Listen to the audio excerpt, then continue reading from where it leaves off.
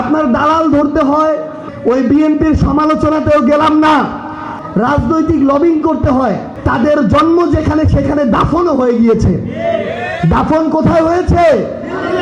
দাফন কোথায় হয়েছে? দাফন কোথায় হয়েছে?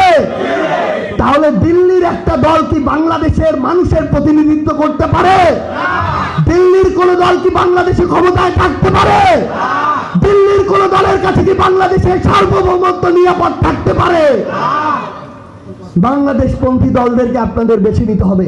সবচেয়ে লজ্জাজনক পরিণতি তার হয়েছে, সে শুধু নিজে ধ্বংস হয় নাই, তার দলটাকে ধ্বংস করে দিয়েছে। আমরা আহ্বান করব, আমাদের প্রশাসনের যেই যে বাহিনীতে আপনারা থাকেন, আপনারা দেশের বাহিনী হয়ে উঠুন, জনগণের বাহিনী হয়ে উঠুন। এক সরকার আজকে আছে, কালকে নাই, কিন্তু দেশ থাকবে, জনগণ থাকবে। আপনারা সার্বভৌমত্বের প্রতীক হয়ে উঠুন। বাংলাদেশ নামক এই রাষ্ট্রটার সর্বাবস্থায় আপনারা সশস্ত্র একটা ফোর্স হয়ে উঠুন। আপনারা থাকবেন, দেশ থাকবে, কিন্তু যারা কালপ্রিট আপনাদেরকে অপব্যবহার করার চেষ্টা করবে, তাদের ওই পতন এই বাংলাদেশে হবেই হবে ইনশাআল্লাহ। ওই বিএনপির সমালোচনাতেও গেলাম না। আওয়ামী লীগরা তো খুনি, স্বৈরাচার।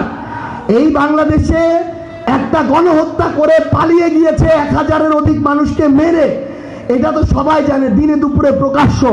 তাদেরকে নিয়ে নতুন করে বলার কিছু নাই। তাদের পতন হয়েছে। এখানে আমরা যারা আছি, আমাদের পেশা ভিন্ন হতে পারে। কেউ রাজনীতি করতে পারি, কেউ কৃষক হতে পারি, ব্যবসায়ী হতে পারি, শ্রমিক হতে পারি, পুলিশের কর্মকর্তা কর্মচারী হতে পারি, অন্য যে কোনো পেশায় থাকতে পারি।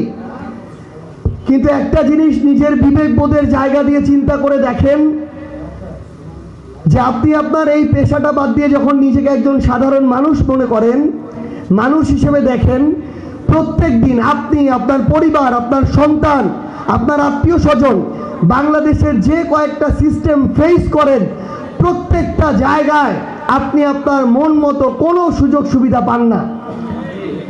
আপনি দেখবেন প্রত্যেকটা জায়গায় আপনার দালাল ধরতে হয়, আপনার টাকা দিতে হয়, প্রত্যেকটা জায়গায় আপনার একে ওকে দিয়ে ফোন দেওয়াইতে হয়, রাজনৈতিক লবিং করতে হয়। এটা তো একটা বাংলাদেশ হইতে পারে না। এটা তো একটা স্বাধীন সার্বভৌম জনগণের কল্যাণ রাষ্ট্র হইতে পারে না। আজকে আমি প্রশাসনে আছি দেখে আমি ফোন দিয়ে একটা সুবিধা নিয়ে নিলাম। আমি কয়টা ফোন দিব? আমার ব্যক্তিত্ব থাকলে তো আমি ফোন দিয়ে কাজ করাবো না। আমার ব্যক্তিত্ব থাকলে আমি ওই সিস্টেমটা ঠিক করাবো। আজকে আমি রাজনীতি করি, আমার একটা ফোনে কাজ হবে দেখে আমি ফোন দিয়ে কাজটা করাই নিলাম, আর আমার হাজার হাজার সাধারণ মানুষ ওই জায়গায় মাথা ঠুকে মরে, তার কাজ হয় না। এটা তো একটা দেশ হইতে পারে না।